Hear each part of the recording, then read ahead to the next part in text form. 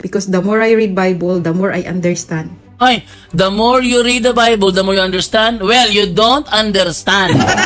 And that's the very first thing that I will do today is to prove that you don't understand. Tuloy. Walay sikta nga makaluwas. Walay sikta nga makaluwas. Then, it means, yung sekta mong born again, ayaw mo maaminin, alam ko born again ka, ayaw mo malampang, eto, tinan mo sa mga born again, ngayon, no? Nahiya silang ibalandra ang pangalan ng kanilang sekta, Sanctuary of the Living God. Ano pa? Yung Victory Temple. Ano pa? Yung kanilang mga pangalan. Pangalan ng simbahan, ayaw na lang sabihin. Sabihin lang nila, born again ako. Anong klase? Daming born again. Anong born again ka? Ay, basta born again ako. Bakit ka nahihiya? Ito naman siya ngayon, wala siyang sekta. Tuloy natin.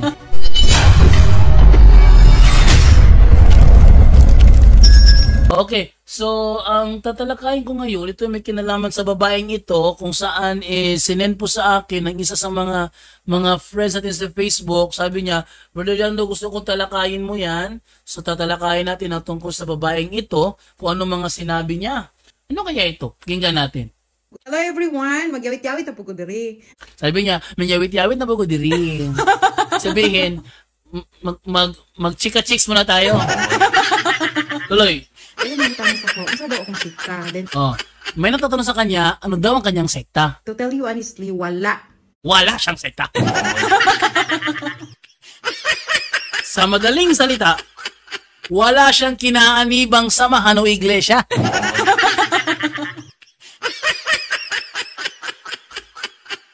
Kung ganon,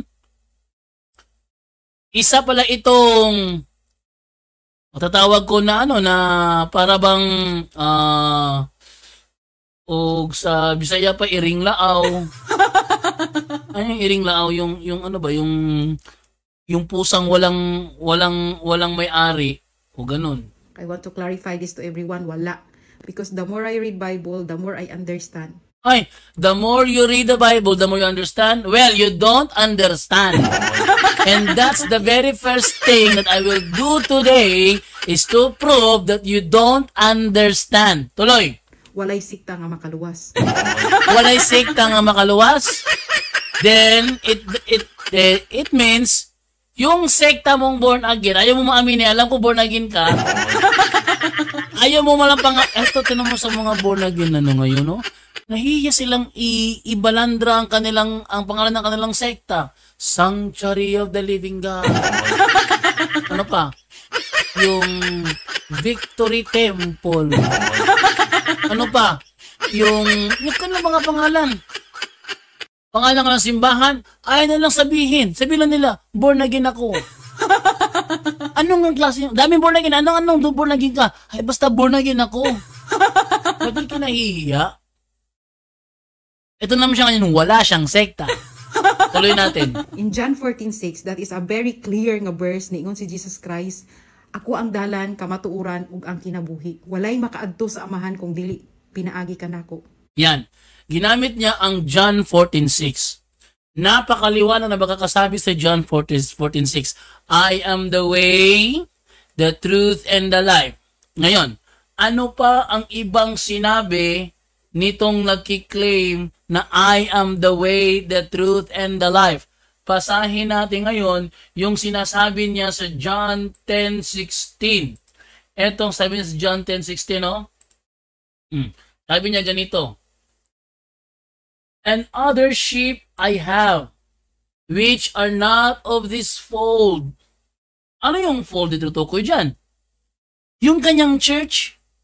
There's no literal fold na sinasabi niya maliban sa kanyang church. Them also I must bring. Kailangan ko naman silang dalhin dito. And they shall hear my voice. Dalhin dito. Saan? Sa kanyang fold. Ano yung kanyang fold? Yung kanyang church. Sabi mo wala ka sekta.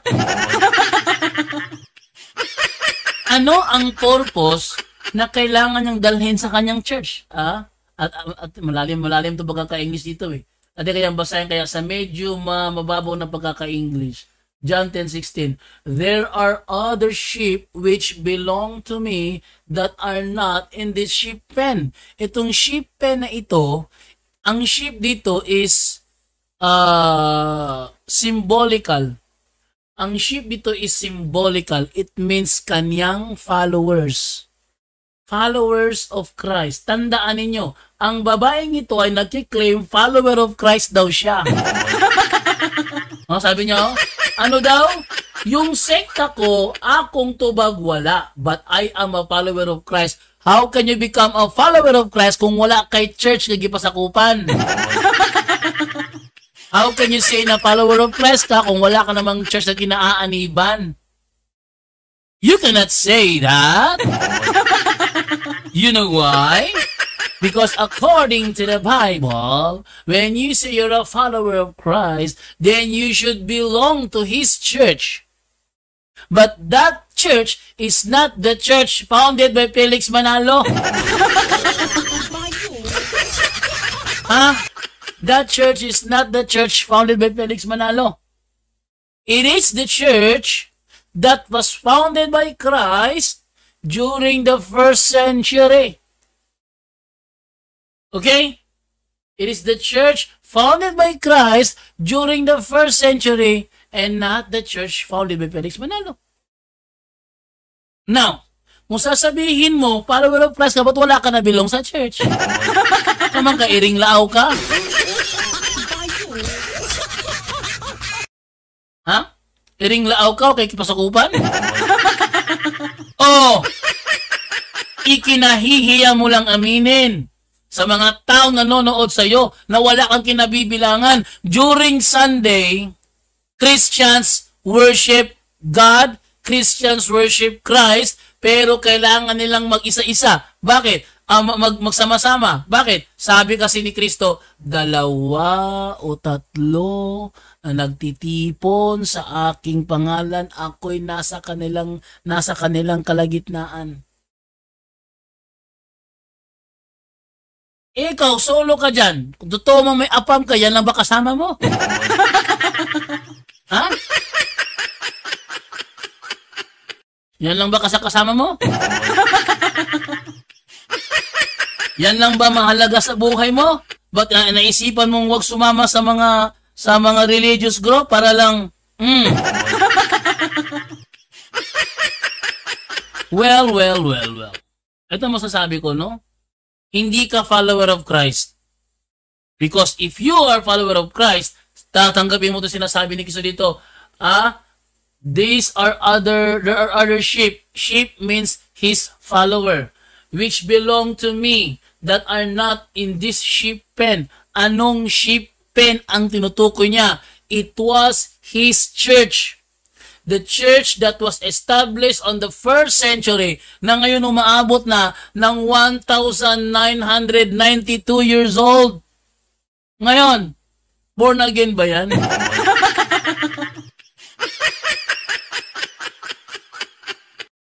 Born again movement ba yan? Baptist ba yan?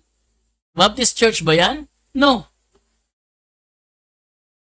I'm sorry to say, tanggapin o man o hindi, tanging nag-iisang Iglesia Katolika Apostolika Romana lang ang Christian Church na may record na 1,992 years old. I must bring them to. They will listen to my voice. I must bring them to. Where? To His sheep pen. Saan ba dadali ng kanyang mga tupay? Hindi pa sa lalagyan, sa kulungan. O kung ang sheep is the follower, ano yung kulungan? Yung iglesia. Doon nilalagay. Bakit? Para safety sa mga ganid na lobo. And they will become one flock with one shepherd.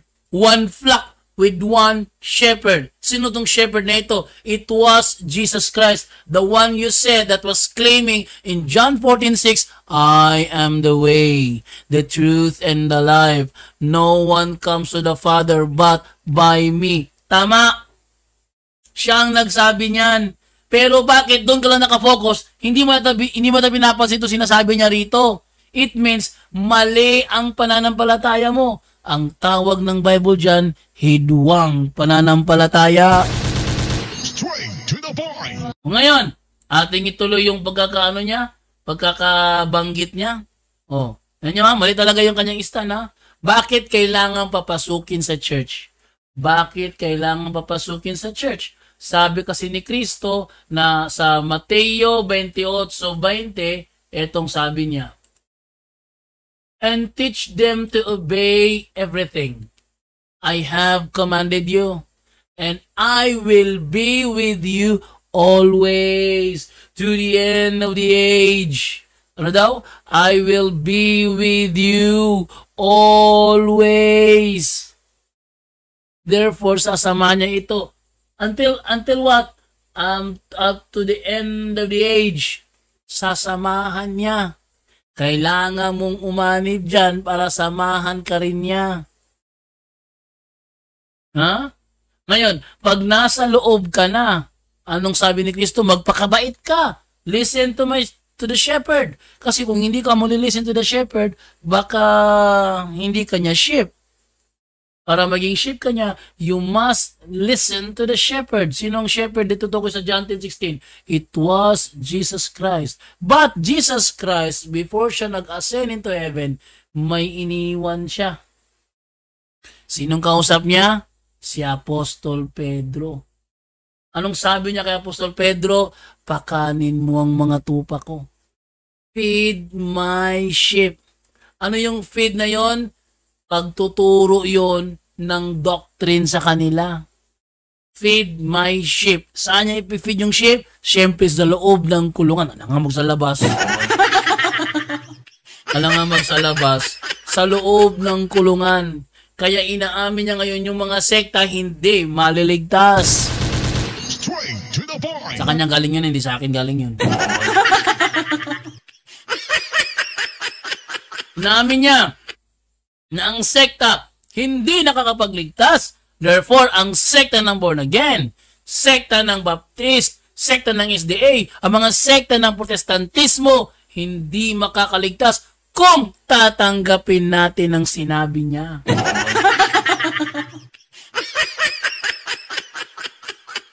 Ngayon, pagpatuloy natin ano pa sabi niya rito? Ang imong relasyon sa Ginoo mao na pinaka-importante, dili ka na imong sikta. Ay! Mali ka! Mali ka! When you say relasyon mo sa Panginoon, yan ang pinaka-importante. How can you make relationship to Him if wala ka religion? Yung religion ang paraan Ating basahin na ang religion ang paraan para magkaroon ka ng relasyon sa Kanya. Ating basahin yung sinasabi sa Santiago 1:27. Ano sabi dito? Tignan nyo Ang dalisay na relihiyon. Ang dalisay na relihiyon. At walang dungis sa harapan ng ating Diyos at Ama ay ito. Dalawin ng mga ulila. The more na dinadala mo ang mga ulila, anong sabi ng Panginoong Jesucristo? Ano man ang inyong gawin sa inyong kapwa, sa akin yung ginawa. Ngayon, kung dinadala mo ang mga ulila, nakakapag-establish ka ba ng relasyon? Yes, but how can you do that? By the dalisay na relihiyon. By through dalisay na relihiyon. Ano daw? Dalawin ng mga ulila at mga babaeng bao sa kanilang kapigatian at pag-ingatang walang dungis ang kanyang sarili sa sanlibutan. Yan ang tinutukoy na dalisay na relihiyon. Lahat naman tayo may dungis. Hindi natin may didinayan, Lahat tayo may dungis. Lahat tayo nadungisan. Kaya kailangan natin na magsumikap upang maalis ang dungis na yan. Tayo'y maghilamos. Tayo'y maligo. Sa paraan ng Katoliko, nagagawa namin yan sa pamamagitan ng kumpisal. Sa mga born again, ewan ko lang anong paraan nyo.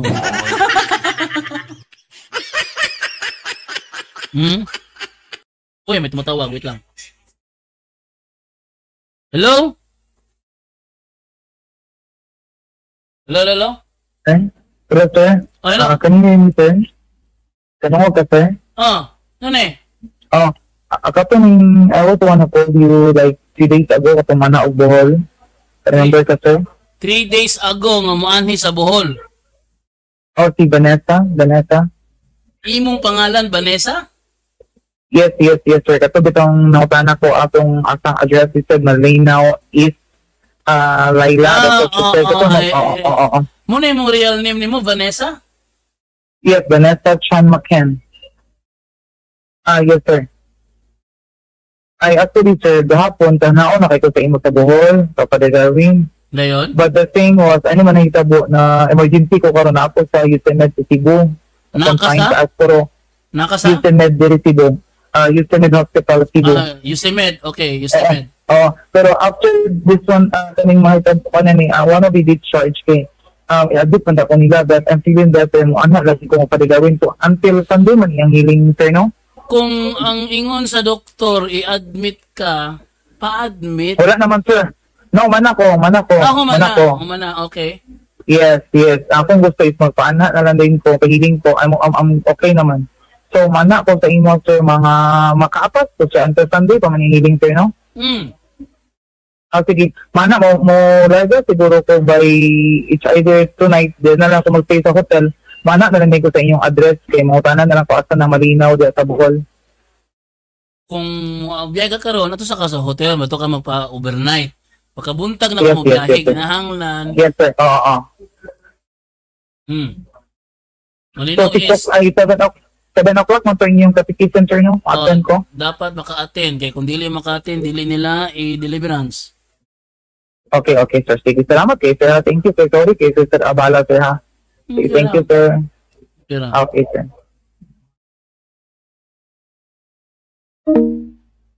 Akala ko, born again na tumawag. Akala ko, born again na ang tumawag. Hindi pala. Okay. So, ating ipagpatuloy. No? Akala ko, born again na tumawag dun eh. Nako.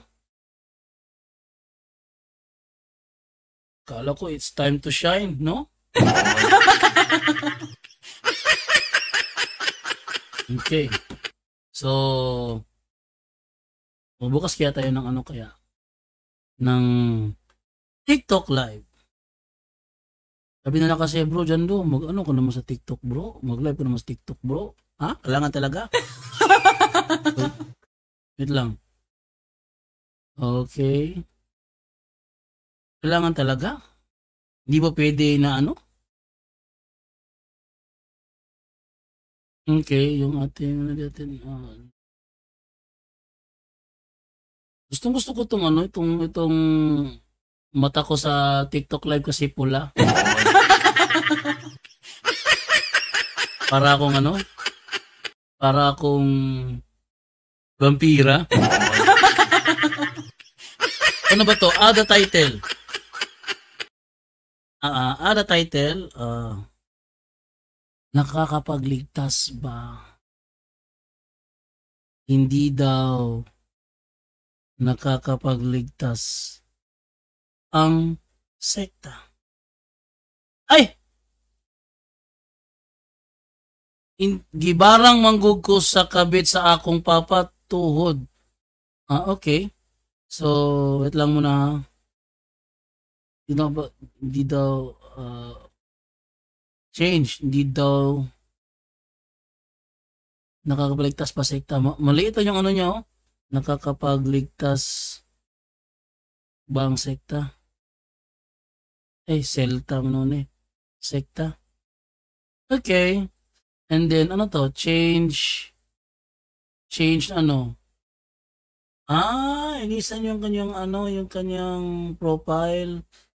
Niangkon siya nga iyak ko gibarang kay Mitibo Manggod. Okay.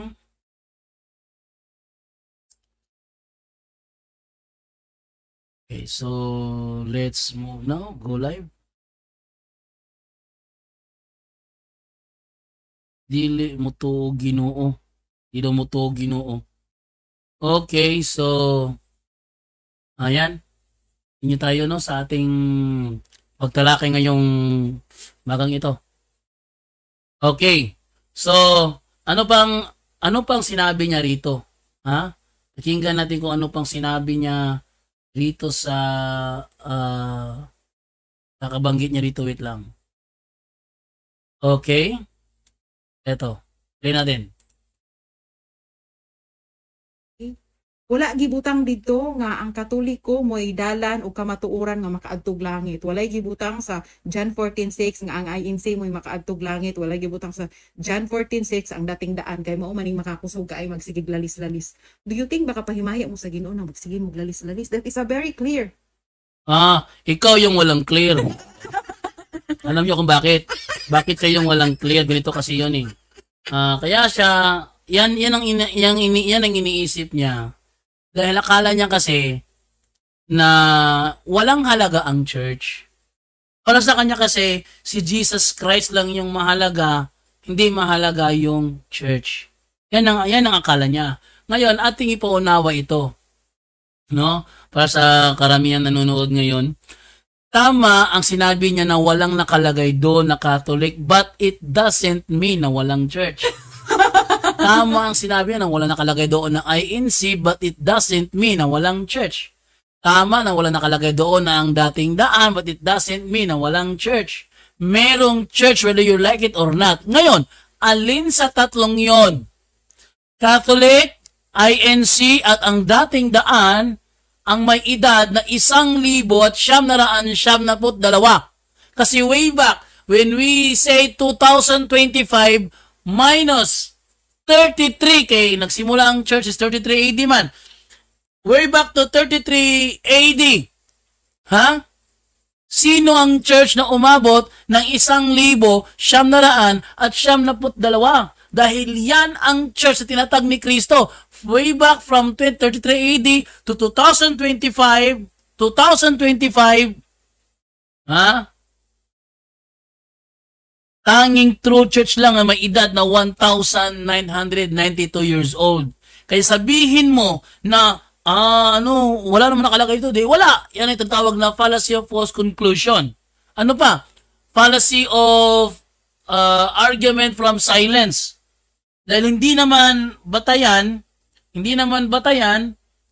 kung may mababasa man o wala. Kasi hindi naman lahat kailangan basahin letra por letra.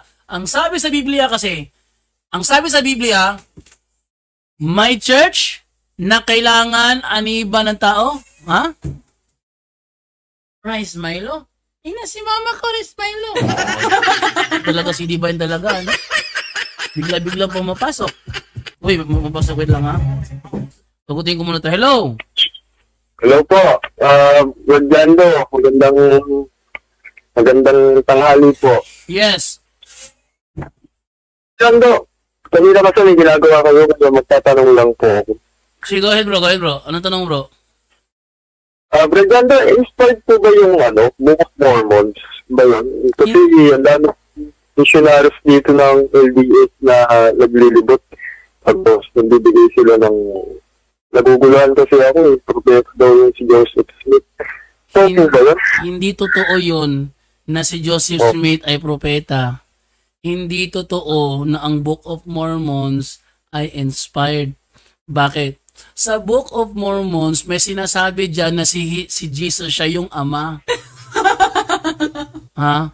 May nakalagay dyan na si Jesus daw yung ama. Biblically speaking, si Jesus iba sa ama. Sa Book of Mormon, si Jesus ang ama.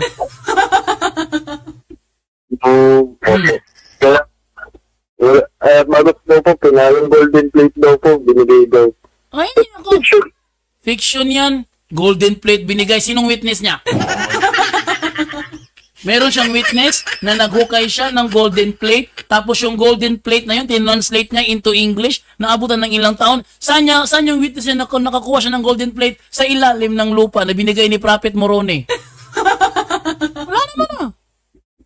Kaya, may po kasi dito, naglilibot po sila dito. Sabihin mo sa kanya, ito yung meron tayong yung kanilang pababalik ng Ebanghelyo, Meron nakalagay doon, si Joseph Smith daw naglakad sa kakahuyan kasi nalilito siya kung meron pa bang iglesia ni Kristo sa lupa. Nalilito siya. Kasi para sa kanya, wala na yung iglesia ni Kristo eh. Doon pa lang mali na eh. Doon pa lang mali na. Naniniwala ang Mormonism ng total apostasy gaya ng INC ni Manalo. Ngayon, naglalakad daw siya doon sa kakahuyan nang masalubong niya ang Ama at si Kristo. Sinabi sa kanya ni Kristo, Joseph, huwag kang umanib sa anumang simbahan sa lupa sapagkat silang lahat ay mali. Ha? Mali? Inasan yung iglesyang tinatag niya na kung nung sabi niya, and upon this rock I will build my church and all the powers of hell will not conquer it.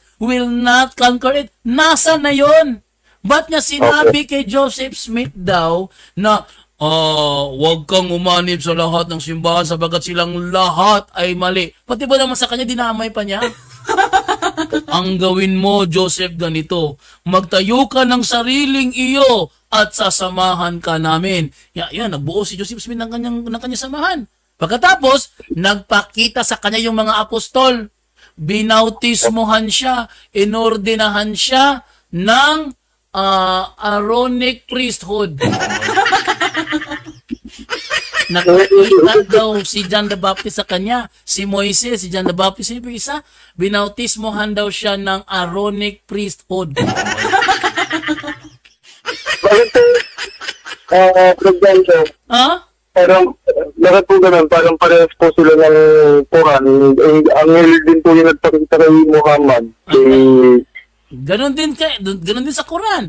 Si Muhammad, dinala daw doon sa Mount Hira. Nagpakita sa kanya si Anghel Gabriel. Kinausap siya, sinabihan siya, Bismillahirrahmanirrahim. Read in the name of Allah. Sabi niya, hindi ako marunong bumasa. Read in the name of Allah. Hindi ako marunong bumasa eh. Read in the name of Allah. Ayun, nahimatay siya. Nasa trance siya. Nung pagbagising niya, yun daw yung panahon na habang nasa trance siya, nasa state of trance siya, doon daw pinasok yung mga salita ng Quran sa isip niya. Paggising niya, hindi siya marunong magbasa, hindi siya marunong magsulat, meron siyang mga sahaba. Yung mga sahaba, yun ang kanya pinasulat at yun, nabuo yung Quran. Sa Book of Mormon, ganun din. Binautismohan daw siya na ng Aaronic priesthood. Pagkatapos, may muling nagpakita sa kanya, binautismohan siya ng Melchizedek priesthood. Naganda po, lagi po ako nakatutok sa mga CFD, lagi po ako nanonood po sa mga program po ninyo. Marami po ako lapunan din ng isang Katoliko. Kaya po ay kay Brad Paul Lima, kay Brad Wendell, kahit maraming nanira, nagsiwala pa rin po ako na ang simbahan lang po yung tinayo ng Panginoong Jesucristo. Thank you. Salamat po. Thank you, bro. Salamat po. Brad Dexter po, Monter. Nakakabati na lang po ako. Salamat po. Dahil marami po. Thank you po sa lahat ng mga Katolik na bubuksan po yung aming kaisipan sa pananampalatayang Katoliko para sa damakmak po kasi dito, yung region dito sa amin sa Bataan po, Cabeles Bataan po. Walang CFD dyan? Walang CFD? Wala po eh. Matagal na po ako nakatutok sa inyo po, sa mga debate po eh. Pati yung debate niyo po ni Brad Jared. Mukhang si yung malapit dyan si Jared yung malapit sa inyo. Si Jared, malapit sa inyo. Nasa Binyan na una si Jared eh. Opo. Si Brad Jared po. Magaling po na si FD po yun eh. Buti hingi po siya ni Lord para manumbalik sa tindahan. Sana po magpatuloy po kayo sa pangangaral ng salita ng Diyos para yung mga kulto na hinikayat ng ibang Katoliko sa mali nilang katuruan, sana mabuksan ng kaisipan nila. Sana meron din disis na marabilis na mga PhD. Sana po, gadalan po kayo ng mahal na birhen, ng po. Salamat po, Brad Jando, at kay Father Darwin Gitgano, kasi kayo po yung instrumento ng Panginoon para mabuksan ang kaisipan ng mga Katoliko po. Sabayan po nawa kayo ng mahal na birhen, Brad Jando. Okay. Thank you, bro. Opo, Brad Lextor po, Montero, napiliyo ko po. Sige, Brad Lex. Sige. Opo, sige po. Pasensya na po, Brigando. No, God sige. bless po. Okay, bro. No problem. Okay, God Opo. bless. Okay. So, naputol yung ating live sa yung ating live sa TikTok. Naputol. Biglang tumawag yung atin na naputol kasi nawala yung ating dito. Okay, continue tayo Putuloy natin. So, ano pa sabi pa niya rito? Ito. Jesus Christ is the way, the truth, and the life. Wala gibutang nga kana inyong founder mo inay way nga makaadto mo langit. Ha? Wala? Sinabi mo na mismo si Jesus Christ ang truth, the way, and the life. Walang sinabi inyong founder. Yung founder ng INC, hindi kasama yon. Yung founder ng dating hindi kasama yon. Pero yung founder namin, yun ang tinutukoy mo. Ha? Yung founder namin, yun ang tinutukoy mo. Hindi mo lang siguro alam yung mga pinagsasabi mo. Okay. Yung founder namin, na kahit na anong deny nyo, hindi nagbabago yan. Sabihin nyo, hindi ako naniniwala na si Jesus Christ ang founder niyo kasi marami ang addict sa inyo. Bakit? Pag maraming addict ba, ibig sabihin na bago yung founder namin? Hindi. Hindi kailanman nababago yung founder namin dahil may nakikita kayong maraming addict. Hindi dahil may nakikita kayong maraming sugarol na bago yung founder namin, the same pa rin. Ngayon, ano mangyayari sa mga sugarol na yon? Sa mga addict na yon? Mananagot sila pagdating ng founder namin. But it doesn't mean na nagbago ang founder namin dahil maraming abusado sa aming samahan, sa aming iglesia. O yan. Ano ba naman to? Nibalos ko sa kabit. Hindi ka mo pasar yan. Hindi ka mo pasar, anak dong. O, tuloy natin ano pa sabi niya dito? Manglaktod mo, asa mo manglaktod nga kalibunan. Wala iyon, ana. It's a very clear. And to tell this to everyone, I am the follower of Jesus Christ. No, you're not. Bakit? If you're really the follower of Jesus Christ, then you should belong to the church He founded. But you said, you don't belong to any church. Wala nga sa sekta, sa church pa kaya. Ano ba naman yan? Wala ka nga sa sekta, sa church pa kaya. Hay nako. You said, huh? You are a follower of Christ? I don't see that you're a follower of Christ. Because if you do, then you should belong to the church He founded. But you said you don't belong to any sect, to any church. Therefore, you're not a follower of Christ. Oh, tuloy natin. Ano po sabi niya rito? Ano ba yung trabaho ni Jesus? Is to save.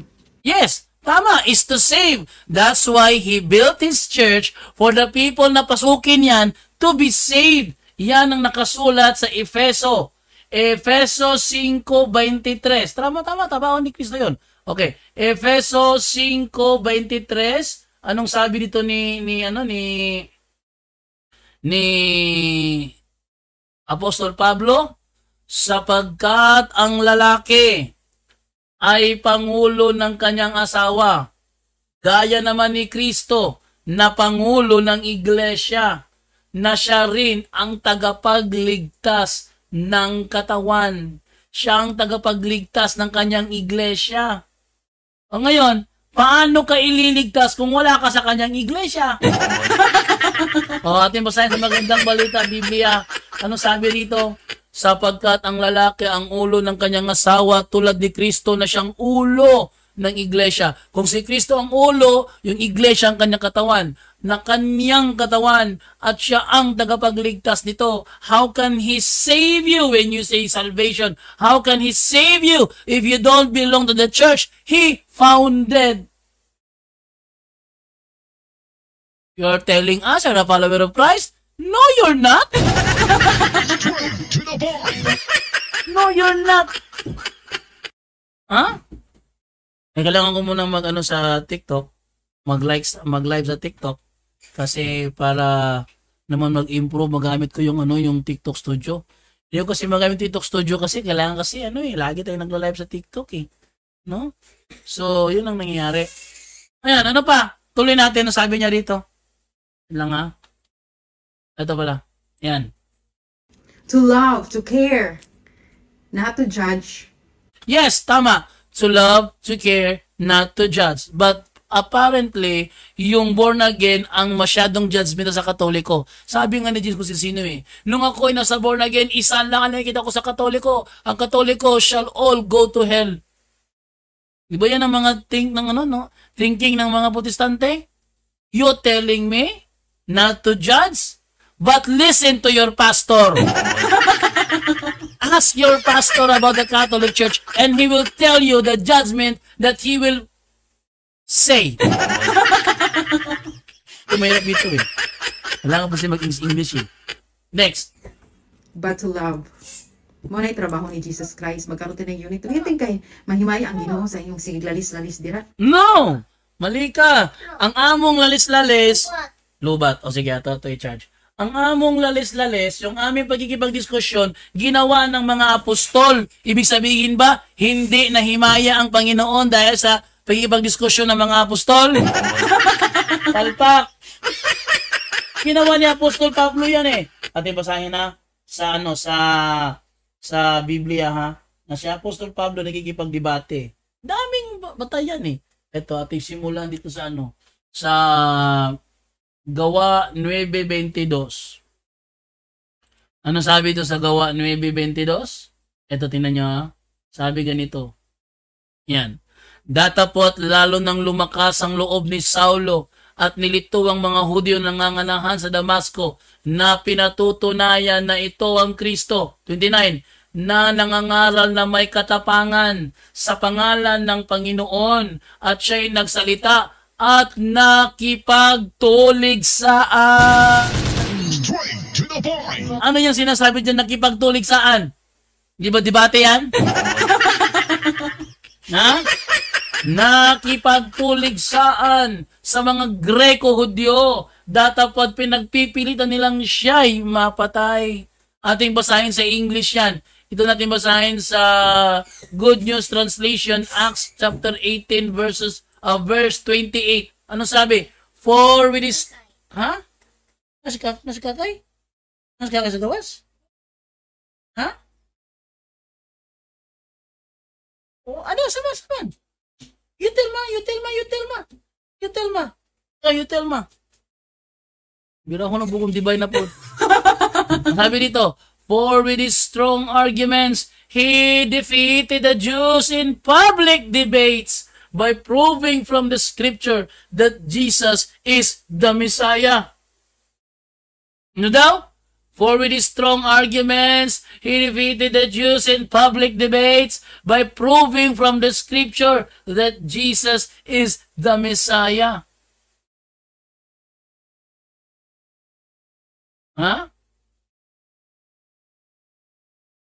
Tapos sasabihin nyo, hindi nahimaya ang Ginoo sa mga lalis-lalis? Taka ka man lang. Ang dili mahimaya, kana pagka mahinukmano ninyo. Diyan, hindi nahihimaya ang Panginoon sa pagkahinukmano ninyo.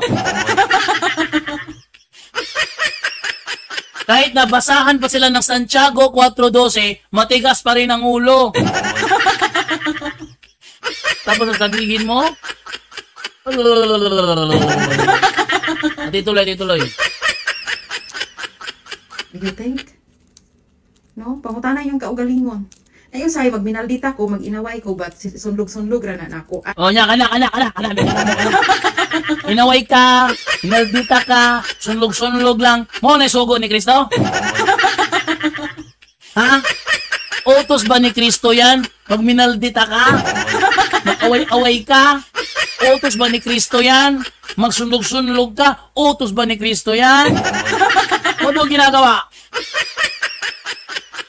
Wala ka talaga. No. Tuloy natin. Honestly, inside sa kong kasing-kasing, anak ko yung repentance. Talaga? May repentance? Kung meron ka repentance, ba't ayaw mo umasa sa kanya iglesia? Ba't ka nagmamatigas? Oh. Talaga ba may repentance ka? Masok ka nga sa iglesia niya? Para mapatunayan mo yan. Yung bibig lang sasabi may repentance.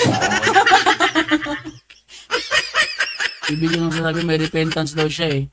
Tuloy natin. Kaya wala ta kabalo sa atong kinabuhi anytime pwede ta matigok.